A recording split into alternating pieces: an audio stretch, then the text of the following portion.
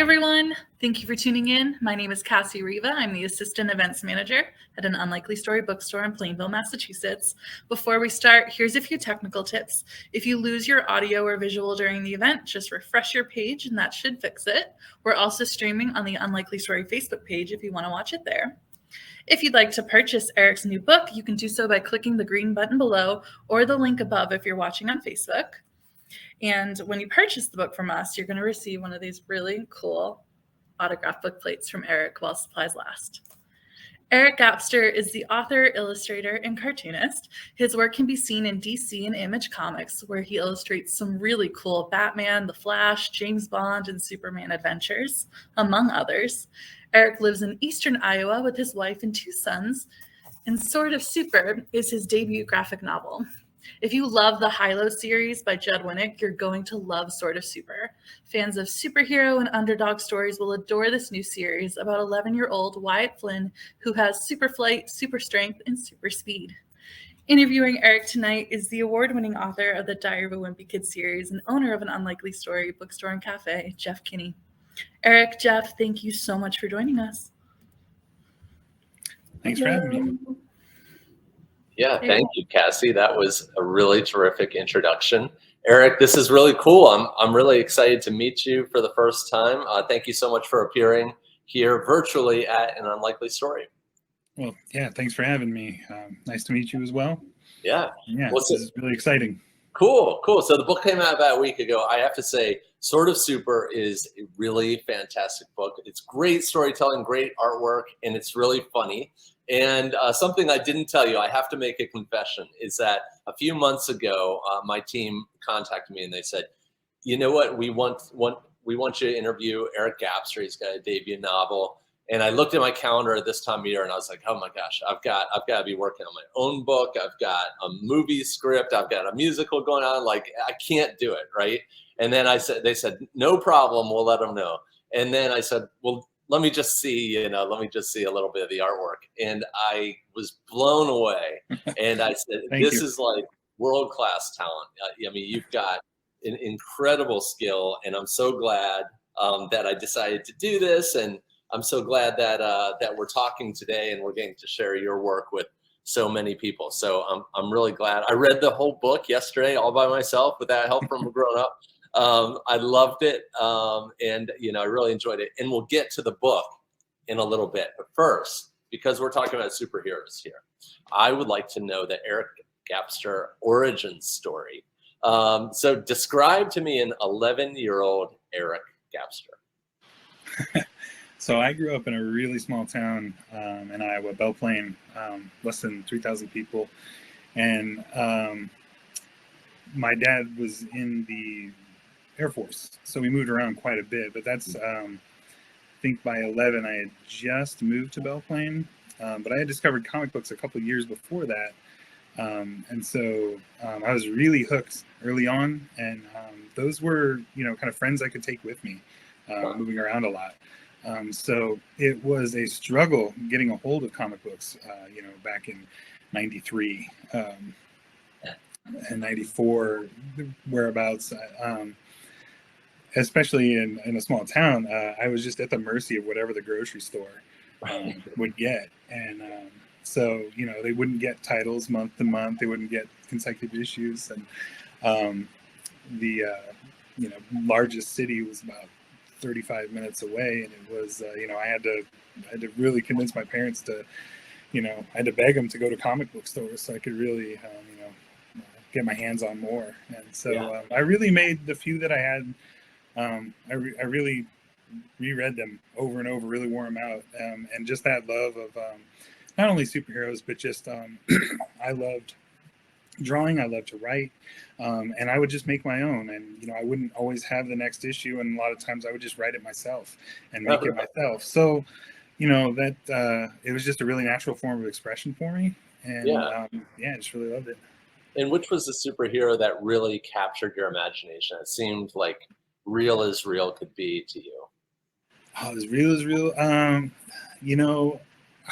read so many, but the first one I ever read, I think I related to most was Spider-Man. But there were reaching back, the art was a big, indicator of what I would pick up, even amongst a small selection. So, I think Scott McDaniel was drawing Nightwing at the time, and that really grabbed a hold of me. But Superman, just anything that was popular enough to make it to a grocery store. Image Comics was really the founding Image Comics were really big too. So, gotcha. A lot of those. And when you were a kid, I know you read comics. Did you imagine yourself to have superpowers? Did that ever feel like really palpable to you? I do remember in the third grade, pretty regularly, my friends and I would go. There was a neighborhood trampoline, which has all sorts of liability issues now. But we would just, we wouldn't even tell them we were going. It was just out in the yard, and we would go. And we would, launch ourselves off the trampoline, doing a Superman punch, or, we pretended a lot, things like that. And I can remember that pretty vividly. Yeah. And now Superman has kryptonite, right? It's the thing that makes him a little bit weak. As a kid, what was your kryptonite? My kryptonite. Well, since we're talking about the trampoline, they had a dog, and the dog got off its leash once, right as I jumped kind of like near it, and it bit me in the behind. And it was, I still remember it pretty vividly. So yeah. That'll make you not want to jump off the trampoline. And we're talking about your origin story. I'm skipping way ahead to the current Eric Gapstur. If you were to design a costume for yourself now, what would some of the essential elements be? Helmet, cape, like what do you think would have to be, what would reflect your personality now? I love capes, so I'd have to have a cape. But I'm not a young man anymore, so it'd probably have to be pretty comfortable. Baggy clothes, something really you could relax on the couch. And I don't know how much superheroing I would be doing. Well, maybe some sort of metal protection for your rear end in case of dog. Gotta look out for the dogs off the leash. I'd like to talk to you about how you got started, because a lot of kids are going to be very interested in how they get into comics. They look at what you do and they say, you know what, I don't think I could ever do that. And if I feel the same way. You've seen my drawings, but this is how did you get started? What was your first big break? So I always wanted to draw comic strips, and that I think that sort of aesthetic is very prevalent. Bill Watterson was my hero, and I think I wanted to like that. If I saw a career trajectory through any one cartoonist, it was his. So I really love superhero comics, but superhero comics, you can look at a drawing by Charles Schultz and Bill Watterson. They're deceptively simple, and but I saw, what Ed McGuinness and Scott McDaniel were doing, like Steve Rude, those guys who draw more realistic, illustrative drawings in superhero comics, and it looked like a mystery. So I think there were a lot of other factors that grabbed me about, the more cartoony aesthetic of comic strips, but that's what I really wanted. I guess artistically, that's what I geared towards, and so I really pursued that pretty doggedly. Like that was my focus, and I didn't really, deviate from that until after college. And I got no work, throughout or after college. I didn't have a job doing it or anything, so I was still just making pitches. But I was meeting other cartoonists, and a gentleman by the name of Phil Hester, who I collaborate with a lot now. He happened to live really close to me in Iowa. And he took me to invited me to his studio, and he, I think I remember him asking, like, "Hey, have you ever considered inking comic books? Because you've got a really nice line quality." And I said I hadn't. I've never collaborated with anybody, just myself. And really kind of a one-man show. And he's like, well, hey, take these. And he had these pages of a book called El Diablo he was doing for DC. His inker lived in Kansas City, so he was just scanning the pencils in, and his inker Andy would print them out. And so he had these original pages intact. Mm-hmm. And so he gave me like an incredibly rare opportunity, and I still can't believe he did it. But he gave me those pages to practice inking. Wow. And so I did, and it was nerve-wracking, but I kept doing it, and I liked doing it, and it kind of gave me a lot more of a skill set because it was out of my aesthetic wheelhouse. Yeah. And so, like, not only was I learning how to ink, comics for the big two, but I was learning storytelling was the big, I was absorbing a lot in his pages because he's a really great storyteller. While I was continually pitching comic strips and it was not really going anywhere, I was still maintaining those relationships, and he kind of opened that door into how to get other work. And eventually he just, I think he needed a Green Hornet cover. The publisher forgot to ask him to do it. And he needed it inked overnight. He's like, hey, can you do it? I had a full-time job. I think I worked till about 7:30, I think I was done. And then I was like, all right, yeah, I'll just stay up all night and do it. And so that kind of started it. And he liked, we work well together. And so that kind of, helped me break in inking his stuff. And I never really saw much other work. I wasn't in a stable of cartoonists that an editor had that would get a lot of assignments. I helped fill for a lot of years, and eventually more and more work came by my way. And yeah, I was still always doing what became sort of super on the side. Yeah. And so eventually that just, long story short, I'm now able to do both. Yeah. Pretty rewarding. Yeah, it's funny when I saw, especially the first spread where Wyatt bursts out of the door, I could definitely see that Calvin and Hobbes, influence, but also that superhero influence that is a little bit different. And it's, I love how Wyatt really feels weightless throughout the book. It's really cool. And I love it how sometimes he's flying in the living room. He's just talking to somebody, but he's kind of, right here we have a good image of his body language. He's almost like in a fetal position. He's like a child, right? And I really like that. Hadn't seen that before. Really, really cool. I also wanted to be a newspaper cartoonist. That was also my dream. And when I was a teenager, I wrote to the guy who does Big Nate. He does he does Max in the Midnights as well. And he turned into my mentor. So I was about 19. I wrote to him, and now we've had like a 30-year relationship. So it's really awesome. Cool how those people that can open the door for you really matter. But what did make you decide to? That's a big jump from I want to be a newspaper cartoonist to I'm in this world of doing comic strips and working with Batman and the Flash and things like that. But I have this other aspiration to do my own original work in middle grade. I mean, that's quite a leap. And I'm just curious, like what your thinking was behind that. Yeah, it was a little serendipitous. I think I think a lot of newspaper strips kind of have that. It was almost ready for middle grade, like what I was trying to do. Yeah. So there wasn't a specific intention there.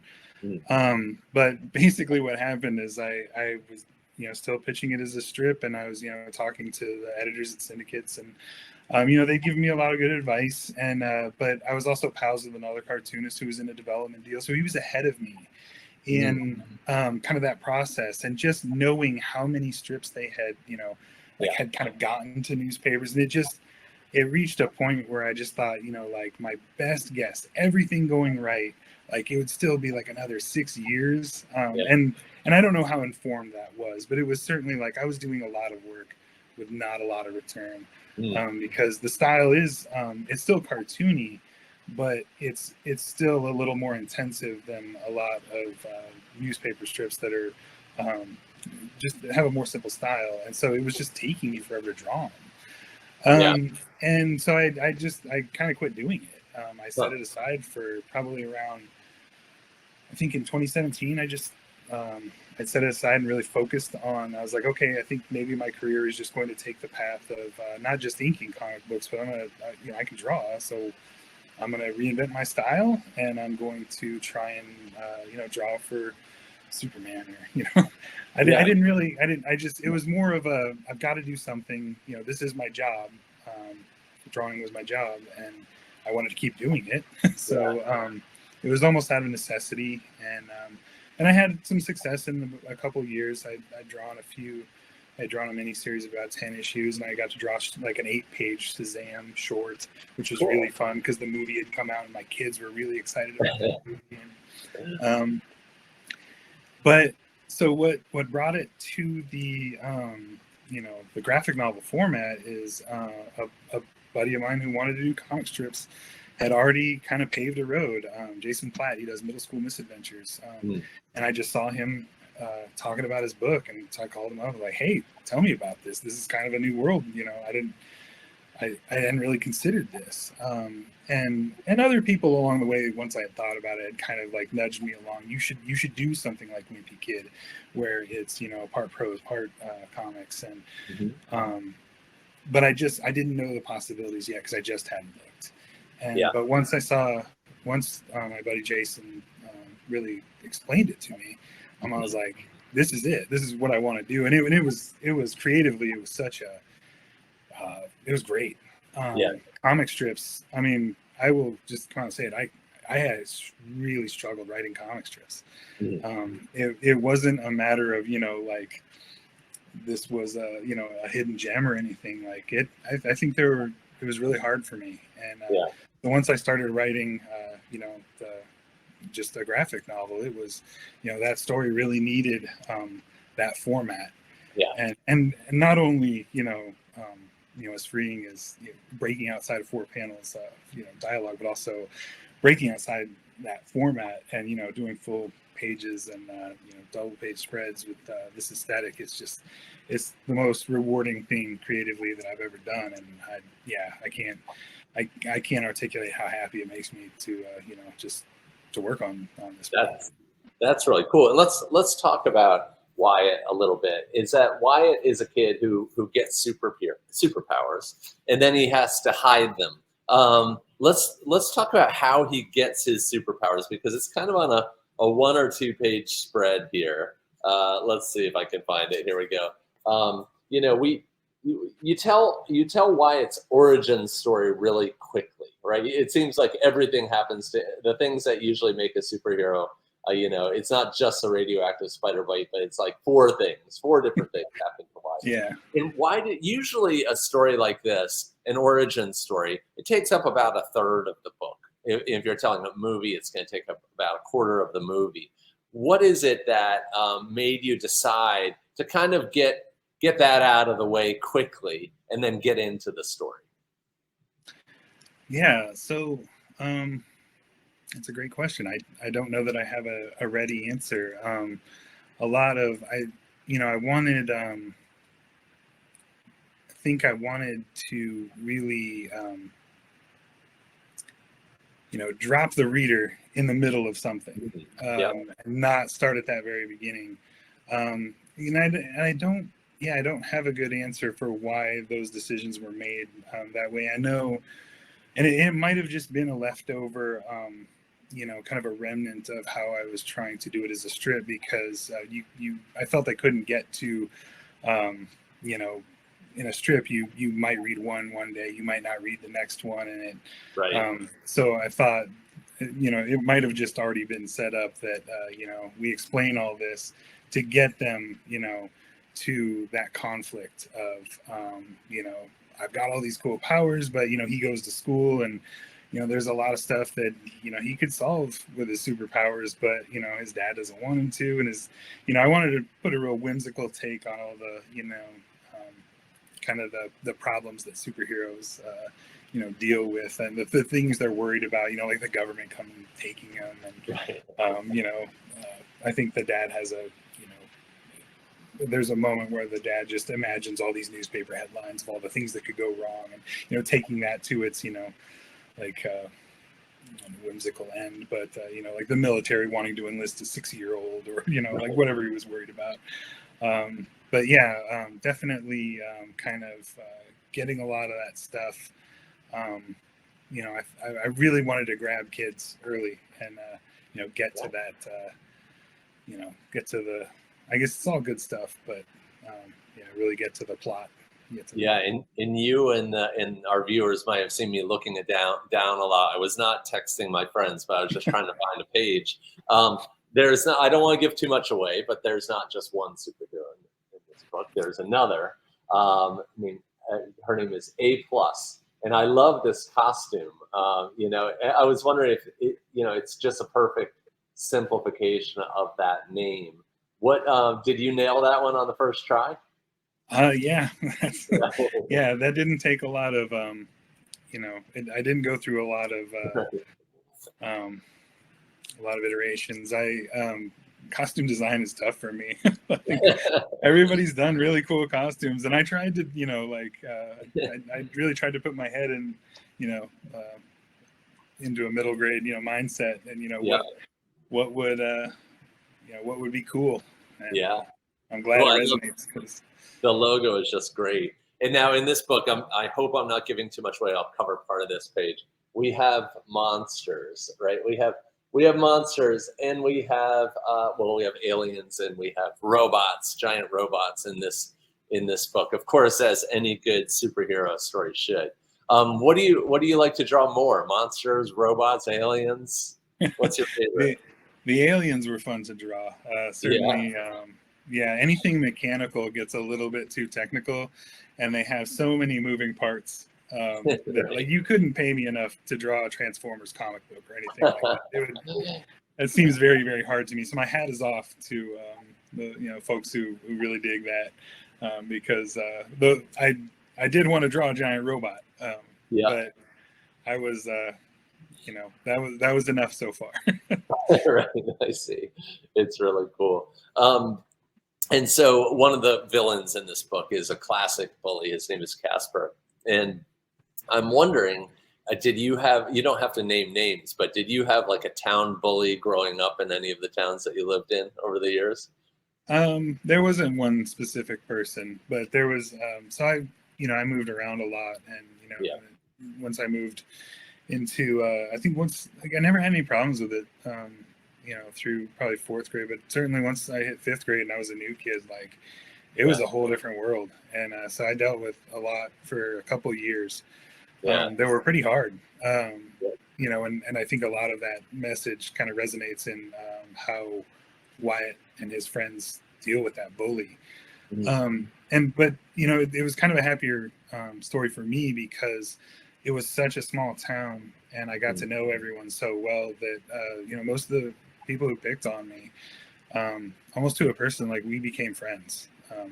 You know, by the time we all went our separate ways after high school. So and there's again, I'm going to try not to give too much away here, but the way you resolve the bully story is really refreshing and different. And I thought it was really great. It's yet another reason to read this book. So you mentioned that cartoonists like have all sorts of different roles. I think probably a lot of kids don't know that the cartoonist, the comic strip artist, doesn't do the writing and the illustration and the inking. There's all these different roles. Coloring, lettering is a whole different role. And you did do it all except for one thing, which is coloring, which is done by Dearbla Kelly, if I'm getting her name correct. Yeah, it's Dearbla Kelly, but Okay, Yep. And really, it is really interesting because the coloring is really wonderful in this book. And I just wondered what that's like to send in an inked drawing, which is just black lines, right? And then to get something that looks like this, where the coloring is really here in this image, the coloring is really the show, right? It's the thing that brings that image to life. What's that like? Is it a give and take process, or do you just get it back and it's like, here it is, it's done? Oh, no. There's a lot of back and forth. I really trust Dearbla to do. She's amazing. And I hope there weren't a ton of notes. But yeah, it is really jarring to me. Not jarring, that's not the right word. It's such a black and white, it's black and white to me. And I spend so much time with that black and white page that once I get the color back, it's such a shock. Yeah. Because it's almost like you are looking at a completely different image. And it's wonderful. Do I spy behind you some black and white images? Do you have any spreads right there? Yeah, I thought I saw something in the background. I couldn't tell. So this is from book 2, so this is all spoilery. Wow. But it's not too spoilery. They're just looking at a wow. kind of a swimming pond. But so you really go old school. You go pen and ink, right? Yeah. That's really cool. And have you ever experimented with computers with an iPad or something like that? Yeah, I have. I'm impatient with it, and I don't want to invest the money because it's that relationship I have with the tools that I use, and like there's so much familiarity. I think I would get too frustrated if I really gave a good effort to switching digitally. But and I enjoy original art too. The other one behind me is not my work, but it was a Superman page from Ivan Reis. So like I just love looking at this stuff all day. Yeah. I have one sitting up above my board just to kind of keep me inspired, and it's wonderful to look at. So I want to have that as well. Yeah. Well, cool. Here's what we're gonna do. We're going to actually bring in a kid. How about that, Cassie? You want to try this and see if there's a kid who has a question? So if you're a kid with a question, it would be great if you actually sort of raise your hand in the right-hand side if you have a question for Eric, or a question about superheroes, a question about sort of super, raise your hand, and we see that one BFDI fan raise their hand right away. So why don't we try to bring him or her in and see what happens. But if you're going to come on camera, if you raise your hand, have a question ready, because that'll be fun for Eric. And of course, if somebody wants to ask me a question, I'm happy to answer that too. So we will see if we can bring anybody in. Oh my God, I forgot to fix the camera. Let me go get it. That is certainly better now that I have fixed the camera. Perfect. I love the skee ball thing in the background. That's really cool. And it's just my brothers. Oh, so do you have a question for Eric? Or what is Eric's favorite superhero? My favorite superhero? Superman. Yeah. That's nice. That's really nice. And why do you? Okay, so I know your name is that one BFDI fan for now. What's your real name? I can't give you that. Oh, that's fine. That's fine. Okay. I'm not looking for person left. I'm legally not allowed to give you that. Okay. Well, why do you think that superhero movies are so popular? Like, why are there so many of them? I'm gonna call some authors. Authors. That's my mother. That's fine. That's fine. Yeah, but with Jeff Kinney. Yeah. I think that superhero movies are really popular because they put the genre. They maximize that genre and make it better and stuff. Yeah, I think the Marvel movies have done such a good job of that. Yeah. And the DC has, on and hot and cold, but sometimes they really get it right. Wonder Woman was a really great example of that. But I think that, it's been really interesting for me because my son grew up in a straight Marvel. Like he got the very best of that whole Marvel arc. And when he was about 18 years old, saw Avengers Endgame. And then he was sort of done. It was kind of like a perfect ending for him in his childhood. So thank you very much for saying hello to us. And we're going to move on to Keith here. Keith, do you have a question?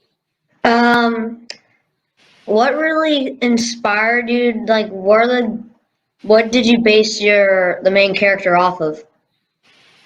I thought it was just a fun idea to play with a superhero who would have a lot of different powers, because Wyatt has all the cool superpowers, but someone who wasn't really skilled at using them.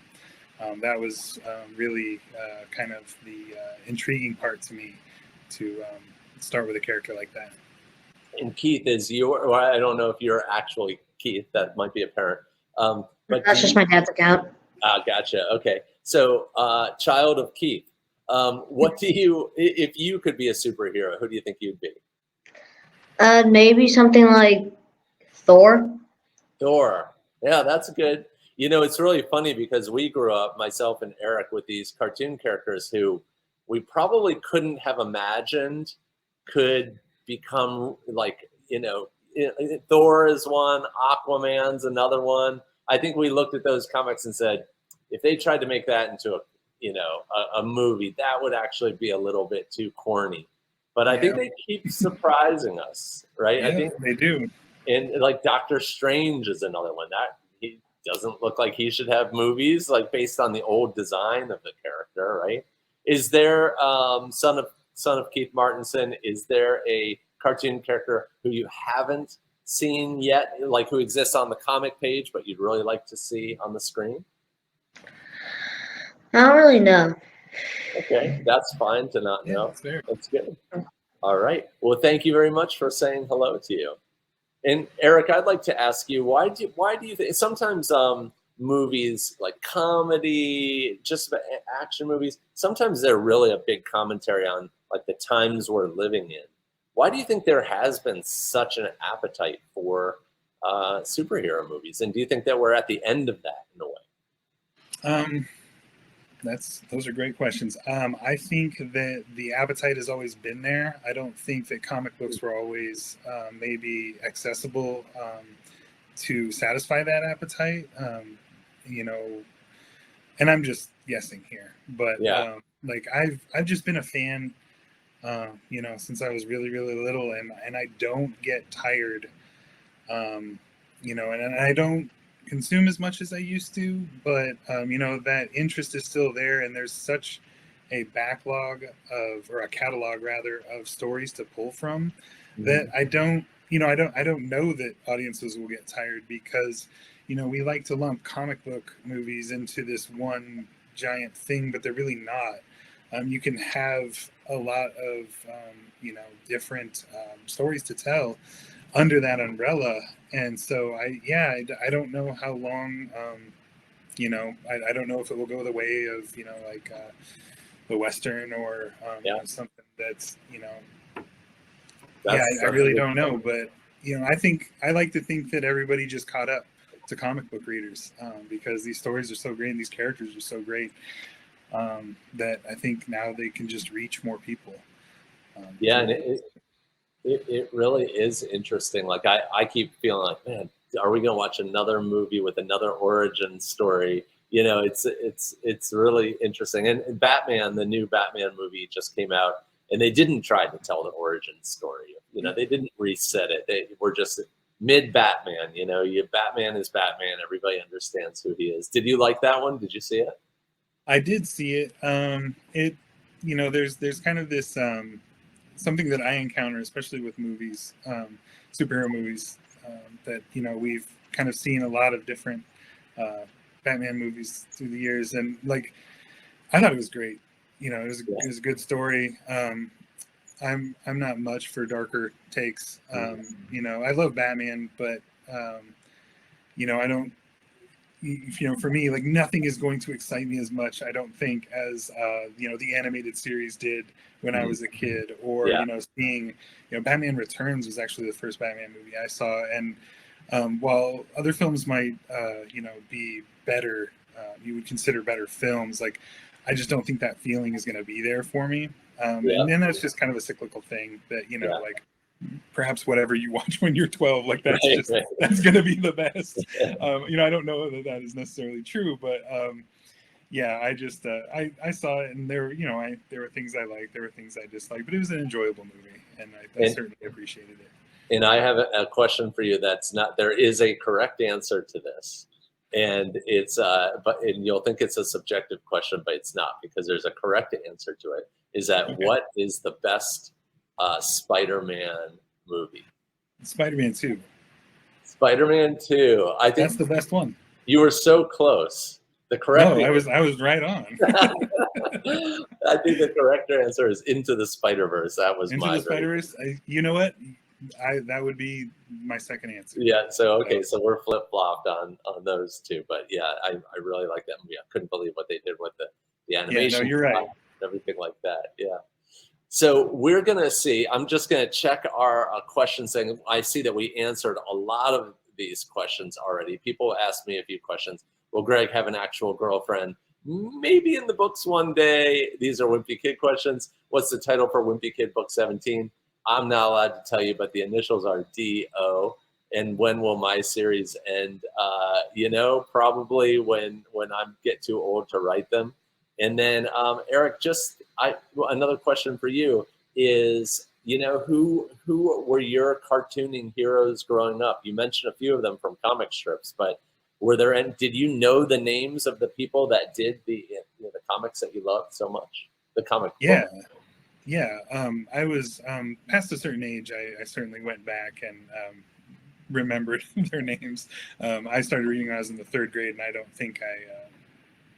think I knew who Eric Larson was. My first comic was Amazing Spider-Man 350, and Eric Larson blew me away.